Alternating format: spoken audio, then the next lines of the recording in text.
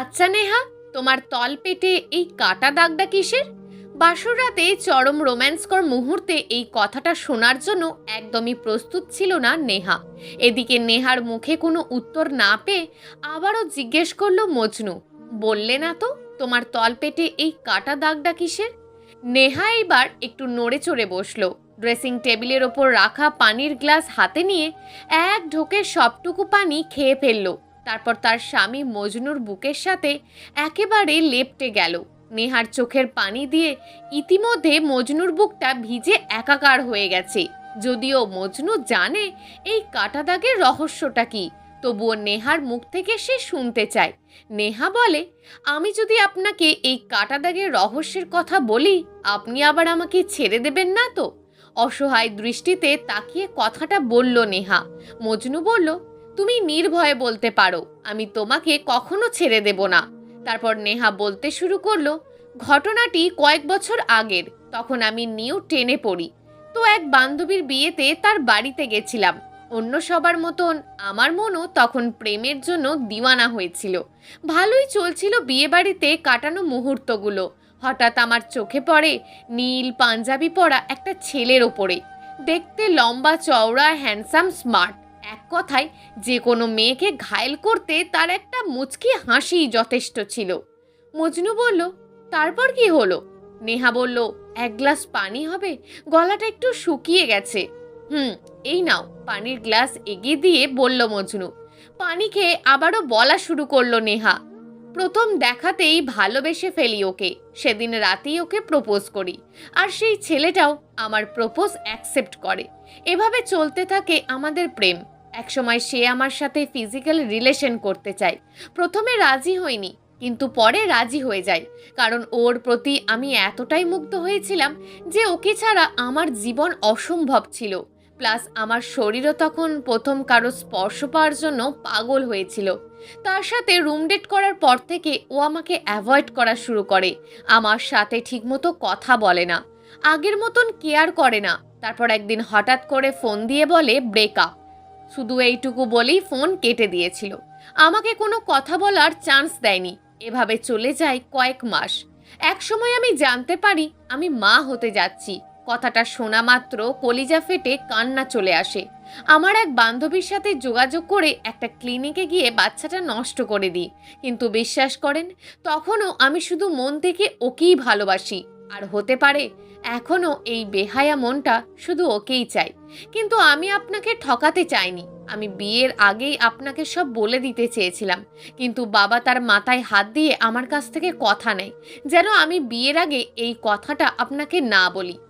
এতক্ষণ শুধু শ্রোতার মতন সবকিছু শুনে গেল মজনু। যদিও সে আগে থেকেই জানতো এই ব্যাপারে, কিন্তু নেহা হয়তো একটা জিনিস জানে না, তা হলো মজনু স্কুল লাইফ থেকে নেহাকে অনেক ভালোবাসতো, কিন্তু ভয়ে বলতে পারতো না। কিন্তু মজনু নিজে নিজে একটা জিনিস ঠিক করেছিল, তার ভালোবাসা যদি সঠিক হয়ে থাকে তাহলে একদিন নয়তো একদিন নেহা আমারই হবে। আজ সত্যিই নেহা মজনুর হয়ে গেছে। থাক না কিছু অতীত, তাতে কোনো সমস্যা নেই মজনুর। মজনুর চিন্তাধারায় অবসান ঘটে নেহার ডাকে। নেহা বলল, কি ভাবছেন এমন করে? মজনু বলল, ভাবছি আজ আর আমাদের বাসর করা হলো না। নেহা বলল, কেন? মজনু বলল, চারিদিকে তো আলো ফুটে উঠেছে। এখন যদি বাসর শুরু করি তাহলে আজকের দিনের বেলায় আর আমাদের ঘর থেকে বের হওয়া লাগবে না। মজনুর অদ্ভুত কথায় নেহা বেশ লজ্জিত হয়। অন্যদিকে মুখ ফিরিয়ে ফিক করে হেসে ফেলে আর ভাবতে থাকে, এত সহজে এত বড় একটা বিষয় কিভাবে মেনে নিল ও? নাকি কাল সকালের জন্য ওয়েট করছে, সকাল হলেই উকিল ডেকে ডিভোর্স দিয়ে দেবে? এসব ভাবতে ভাবতে ঘুমিয়ে যায় নেহা। সকালে ঘুম ভেঙে অবাক হয়ে যায় নেহা। সত্যি সত্যি বাসায় 3-4টে উকিলকে দেখা যাচ্ছে।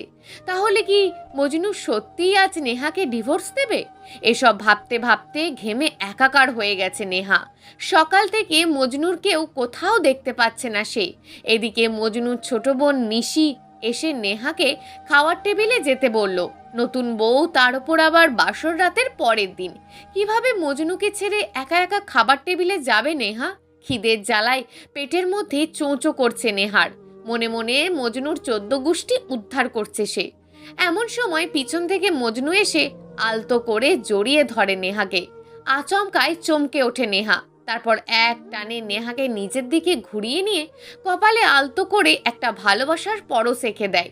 মজনু বলল, কি ব্যাপার, আমার লক্ষ্মী গোলুমলু বউটা এরকম ভয় পেয়ে আছে কেন? নেহা বলল, সকাল থেকে কোথায় গিয়েছিলেন আপনি? ওসব কথা পরে হবে, আগে চলো খেয়ে নি, খুব খিদে পায়েছে। চলুন। তারপর নেহা আর মজনু খাবার টেবিলে যেতেই শাড়ির আঁচলের সাথে হোঁচট খেয়ে পড়ে যায় নেহা। হোঁচট খেয়ে নেহার পা ব্যথা হয়ে গেছে, খুঁড়িয়ে খুঁড়িয়ে হাঁটছে সে। কিন্তু এভাবে গেলে তো মানুষ খারাপ ভাববে, কারণ বাসা ভর্তি মেহমান। তাই মজনু নেহাকে কোলে করে নিয়ে খাবার টেবিলে যায়। সবাই এক দৃষ্টিতে তাকিয়ে আছে মজনু ও নেহার দিকে। এ যেন স্বর্গ থেকে সদ্য নেমে আসা এক জুটি। এদিকে নেহাকে কোলে তোলার কারণে ওর পেটের অংশ থেকে শাড়িটা হালকা কিছুটা সরে যায়, আর পেটের উপর কাটা দাগটা নিশি দেখে ফেলে। কাটা দাগের কথা মনে হতেই নেহা তাড়াতাড়ি শাড়িটা আবার ঠিক করে নেয়। কিন্তু তার মনে অজানা এক ভয় কাজ করছে, প্রথমত উকিলদেরকে নিয়ে, আর দ্বিতীয়ত নিশিকে নিয়ে। নিশি যদি এখন ওর বাবা মাকে সব কিছু বলে দেয় তাহলে তো সব শেষ। খাবার খাওয়ার শেষে মজনু নেহাকে সাথে নিয়ে সবার সাথে পরিচয় করিয়ে দেয়। পরিচয় পর্ব শেষ করে উকিলদের কাছে যেতেই আবারও কোনো এক অজানা ভয়ে নেহার বুকটা কেঁপে ওঠে, কিন্তু সেটা ক্ষণিকের জন্য। কারণ বাসায় যে উকিলগুলো আসছে তারা সবাই নেহার শ্বশুরের বন্ধু। ক্লান্তির একটা শ্বাস নেয় নেহা, কিন্তু নিশি তো দেখে ফেলেছে, ও যদি সবাইকে বলে দেয়। তারপর মজনু নেহাকে নিয়ে আবারও নিজের রুমে চলে আসে। এক ঝটকায় নেহাকে বিছানায় ফেলে দেয়। রোম্যান্টিকতা একটা ভাব নিয়ে নেহার দিকে এগোতে থাকে। এমন সময় নিশি রুমে প্রবেশ করে। নিশি বলল, ভাইয়া, তোমাকে আমার একটা কথা বলার ছিল। মজনু বলল, তো বলো, এখানে পারমিশন নেওয়ার কি দরকার? না মানে আলাদাভাবে কিছু কথা ছিল। তারপর মজনু নিশিকে নিয়ে আলাদা রুমে চলে যায়। এখন বল, কি বলবি? ভাইয়া, তুমি কি কাল ভাবির শরীরে কিছু দেখোনি? মজনু বলল, হ্যাঁ দেখেছি তো, কিন্তু তোকে এত চিন্তিত মনে হচ্ছে কেন? ভাইয়া, ভাবির পেটের নিচে আমি একটা কাটা দাগ দেখেছি। এই দাগটা সম্ভবত যারা বাচ্চা নষ্ট করে তাদের পেটে থাকে। এটা কি শুধু তুই একাই দেখেছিস, নাকি আর কেউ দেখেছে? না, আমি দেখেছি। তাহলে শোন, নেহার সাথে বিয়ের আগেই আমার সম্পর্ক ছিল। এক পর্যায়ে সম্পর্কটা অনেক গভীর হয়, আর আমি নেহার সাথে শারীরিক সম্পর্ক করি। কিন্তু তখনও বিয়ে করার মতন কোনো পজিশন আমার ছিল না, তাই আমি নিজেই ওকে নিয়ে গিয়ে বাচ্চা নষ্ট করে আসি। ভাইয়া, আমার কেন জানি মনে হচ্ছে তুমি আমাকে মিথ্যে কথা বলছো। মিথ্যে না রে, এটাই সত্যি। প্লিজ লক্ষ্মী বোন আমার, কাউকে যেন এটা বলিস না, ঠিক আছে ভাইয়া? তুমি রোম্যান্স কন্টিনিউ করো, বলেই একটা মিষ্টি হাসি দিয়ে চলে গেল। এদিকে নেহা তো রুমের মধ্যে ভয়ে আর আতঙ্কে পুরো লাল হয়ে গেছে। এসি রুমের মধ্যেও কপালে বিন্দু বিন্দু ঘাম জমে আছে। মজনু নিশিকে বিদায় করে আবারও নিজের রুমে চলে আসে। টেনশনের কারণে রোম্যান্টিক মুডটাই নষ্ট হয়ে গেছে ওর। রুমে ঢুকেই নেহাকে বলল এক গ্লাস শরবত দিতে। নেহা খুব সুন্দর করে শরবত বানিয়ে মজনুকে দেয়। মজনু শরবতটা মুখে দেবে এমন সময় নেহা বলে উঠল, আমাকে নিয়ে আপনার যদি কোনো সমস্যা হয়ে থাকে তাহলে আমাকে ডিভোর্স দিতে পারেন।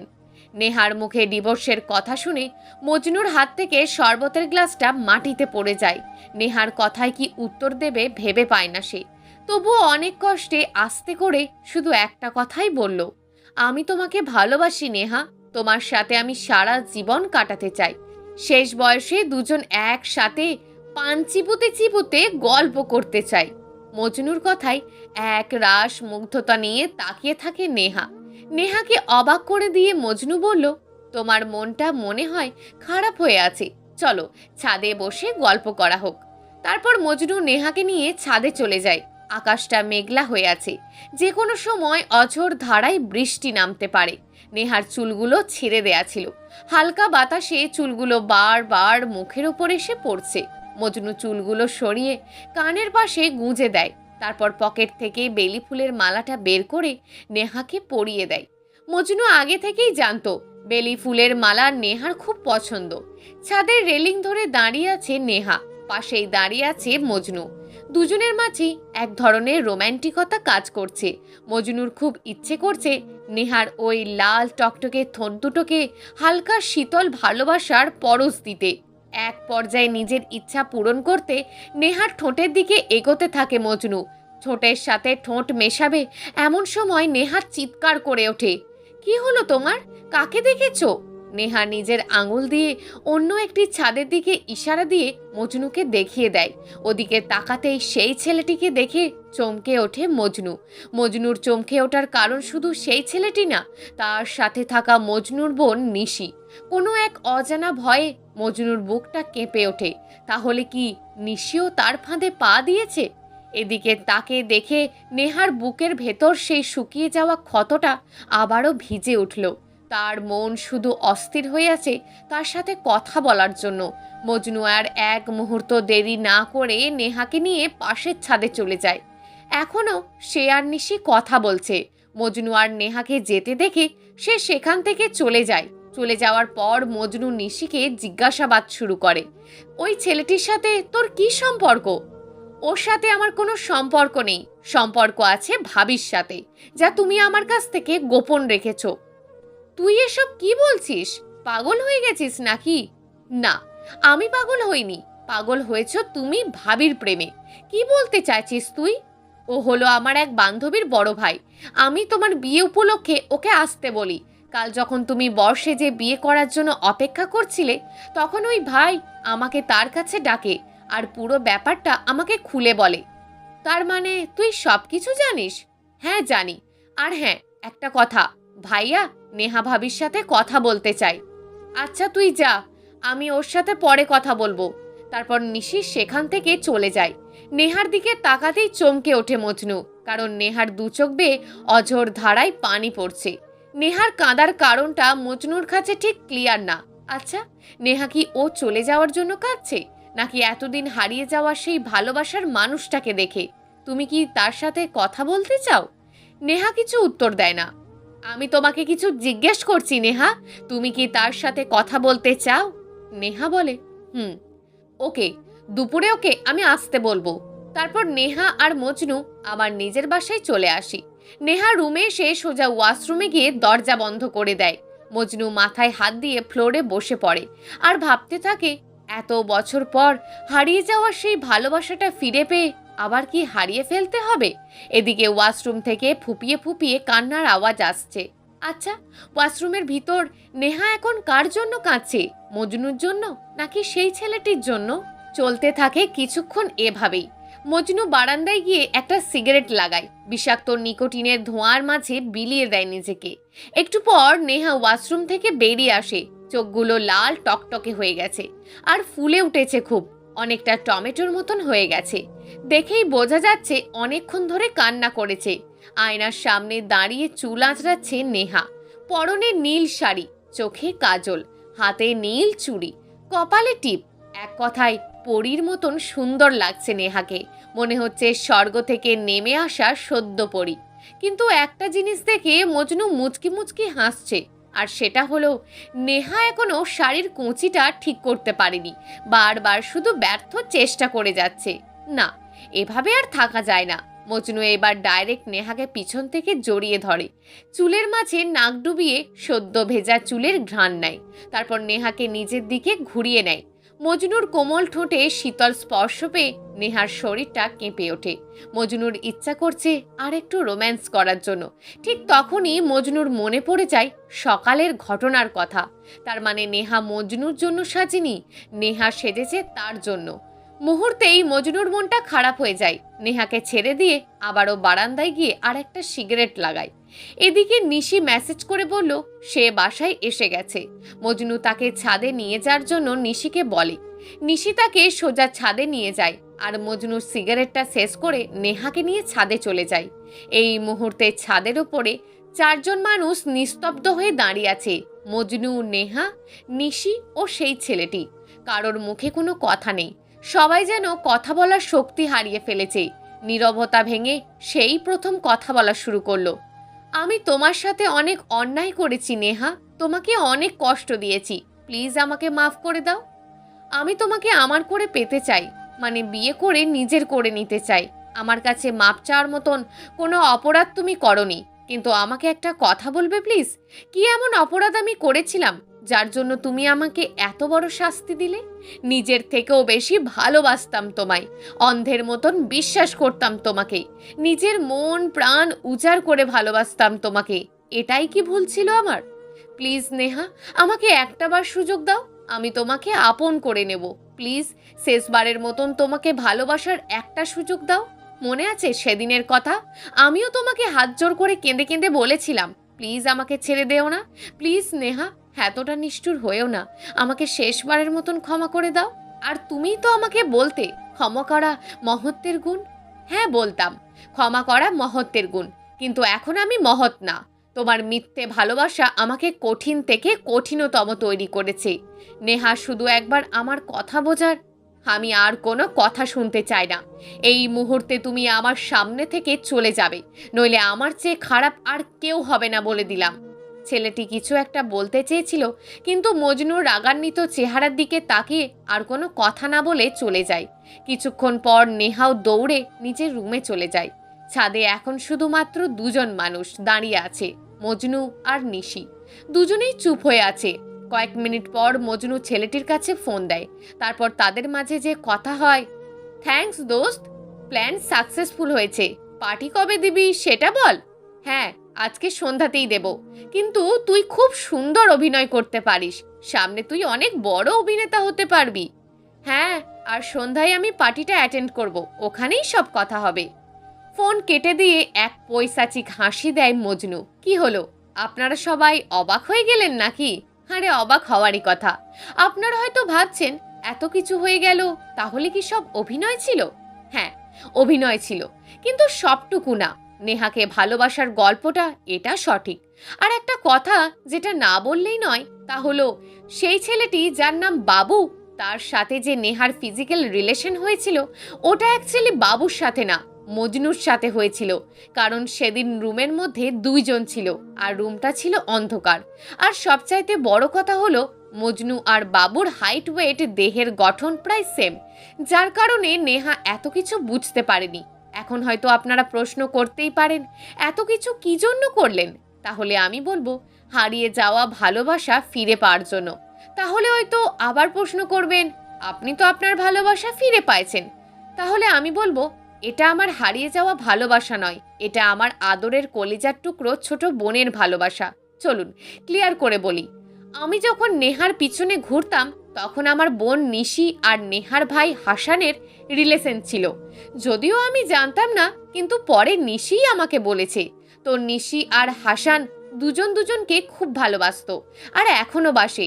হাসান বেশ কয়েকবার নিশিকে নিয়ে ওদের বাসায় গেছে। সবাই মেনে নিলেও নেহা আর নেহার আম্মু মেনে নেননি, কারণ নিশি একটু শ্যামলা। এদিকে হাসান বাবা মায়ের কথার বিরুদ্ধে যেতে পারবে না, কারণ তারা এক ভাই এক বোন, কখনো বাবা মায়ের কষ্ট দেখতে পারবে না। যদিও হাসান এখনো নিশিকে ভালোবাসে, কিন্তু বাসায় নিশিকে গ্রহণ করবে না দেখে ইদানিং নিশিকে অ্যাভয়েড করা শুরু করে। আর নিশি তো হাসানের সাথে কথা বলতে না পেরে পাগল প্রায়। তাই আমি এই প্ল্যানিংটা করি। যদিও আমি নেহাকে আগে থেকেই ভালোবাসতাম, তবুও আমার বোনের ভালোবাসা ফিরিয়ে দেওয়ার জন্য আমাকে এটুকু অভিনয় করতেই হবে। আমার প্ল্যানের মেন বিষয় হলো, নেহা এখন বাবুকে ঘৃণা করে, আমাকে ভালোবাসতে শুরু করবে। আমিও ওকে মন প্রাণ উজাড় করে ওকে ভালোবাসা দিয়ে ভরে দেব। এক সময় আসবে যখন নেহার পুরো দুনিয়া জুড়ে শুধু আমিই থাকবো। তখন আমি নেহাকে ইমোশনাল ব্ল্যাকমেল করে নিশিকে হাসানের সাথে বিয়ে দেব। ছাদ থেকে নেমে মজনু নিজের রুমে প্রবেশ করে, আর রুমে ঢুকতেই মজনু ভোল্টের শক খায়, কারণ নেহা আত্মহত্যার চেষ্টা করছে। তাহলে কি মজনুর এতদিনের প্ল্যান সব মাটি হয়ে যাবে? না, কোনোভাবেই প্ল্যান নষ্ট করা যাবে না। তাছাড়া মজনু তো নেহাকে ভালোবাসে, মজনু থাকতে নেহার কোনো ক্ষতি হতে দেবে না সে। কোনো রকমে নেহাকে বাঁচিয়ে নেয় মজনু, কিন্তু নেহার এখনো জ্ঞান ফিরছে না দেখে কিছুটা ভয় পেয়ে যায় মজনু। শেষে কিনা ভালোবাসার মানুষটা মজনুকে ছেড়ে আবারও একেবারে চলে যাবে? না, এসব কি ভাবছে মজনু? নেহার কিছুই হবে না। কিছুক্ষণ পর নেহার জ্ঞান ফেরে, মজনু পাশেই ছিল। জ্ঞান ফিরতেই মজনুকে জড়িয়ে ধরে কাঁদতে থাকে নেহা। কি হয়েছে আমার পাকলি বউটার? এমন করে কাঁদে না। আমি বেঁচে থাকতে চাই না, আমি মরতে চাই। তুমি মরলে আমার কি হবে একটাবার ভেবে দেখেছো? কাকে নিয়ে বাঁচবো আমি? তুমি সত্যিই আমাকে ভালোবাসো তো? আমাকে সত্যিই তুমি তোমার স্ত্রী হিসেবে মেনে নিয়েছো? হ্যাঁ আমার লক্ষ্মী বউটা, আমি তোমাকে আমার মনের মধ্যে সারা জীবন আঁকলে রাখবো। বিনিময়ে তুমি শুধু আমায় ভালোবাসা দিও। মজনুর কথায় নেহা ফিক করে হেসে দেয় আর ভাবতে থাকে, সত্যিই আজ নেহা অনেক ভাগ্যবতী মজনুর মতন স্বামী পেয়ে। এভাবেই কাটছে ওদের দিনগুলো। এরই মধ্যে নিশিও নেহার মন জয় করে ফেলেছে। এখন নেহাও চায় নিশির সাথে হাসানের বিয়ে দিতে। কোনো এক বিকালে ছাদে বসে বই পড়ছিল মজনু। হঠাৎ নেহা পিছন থেকে গিয়ে মজনুকে জড়িয়ে ধরে। তারপর আলতো করে মজনুর কপালে একটা ভালোবাসার পরশ এঁকে দেয়। কি ব্যাপার, আমার মিষ্টি বউটাকে আজ খুব খুশি খুশি লাগছে। তোমার কাছে আমার একটা চাওয়া আছে, পূরণ করবে তো? হ্যাঁ অবশ্যই। তুমি চাইলে এক টুকরো মেঘ এনে দিতে পারি, তুমি চাইলে চাঁদটাও এনে দিতে পারি। হয়েছে, আর ঢপ দিতে হবে না। তুমি আমার জন্য কিছুই করতে পারবে না। একবার চেয়েই তো দেখো তোমার এই পাগলা বরটা তোমার জন্য কি কি করতে পারে। আচ্ছা, তুমি এখনই আমাকে চাঁদ নিয়ে এসে দাও। এখন তো দিনের বেলা, দিনের বেলা চাঁদ উঠবে কিভাবে? থাক, লাগবে না। হারে পাগলি, এত কষ্ট করে চাঁদ আনতে কেন যাব? আকাশের চাঁদের চেয়েও সুন্দর একটা চাঁদ আমার পাশেই তো বসে আছে। পাগল একটা। শুধু তোমার জন্য। আমার একটা আবদার রাখবে? হ্যাঁ বলো। তোমার ছোট বোন নিশিকে আমার ভাইয়ের বউ বানাতে চাই। কিন্তু নেহা। কোনো কিন্তু না, এটাই ফাইনাল। ওকে আমার বউটা, তুমি যা বলবে তাই হবে। আজ মজনুর অনেক খুশির দিন, কারণ আজ নিশি আর হাসানের বিয়ে। এই দিনটার জন্যই মজনু ওয়েট করেছিল। দেখতে দেখতে বিয়েটা হয়ে গেল। খুব জাঁকজমকভাবেই নিশি আর হাসানের বিয়েটা হলো। চলো না আজ আমরাও একটা করি। কি? বাসর রাত? ইস, শখ কত। তারপর আর কি, এক রাতে দুজনেরই বাসর, একটা মজনু আর নেহার, আর একটা নিশি ও হাসানের। অনেক বছর পরের কথা। কোনো এক পূর্ণিমা রাতে ছাদে বসে গল্প করছে মজনু আর নেহা, যাদের মাঝে ভালোবাসার ছিটে ফোটারও কমতি নেই। আজ আকাশে খুব সুন্দর একটা চাঁদ উঠেছে, তাই না? হ্যাঁ, তবে আমার চাঁদটার থেকে সুন্দর না। নেহা হাসে। প্লিজ এভাবে হেসো না, আবার নতুন করে প্রেমে পড়ে যাব তোমার। হ্যাঁ, পড়তে নিষেধ কে করেছে শুনি? তোমার কোলে একটু মাথা রাখি। হ্যাঁ রাখো। কতই না সুন্দর ছিল আগের দিনগুলো, তাই না? হ্যাঁ, এখনো তো সুন্দরই আছে। মোটেও না, আগে তুমি কথায় কথায় আমায় আদর করতে।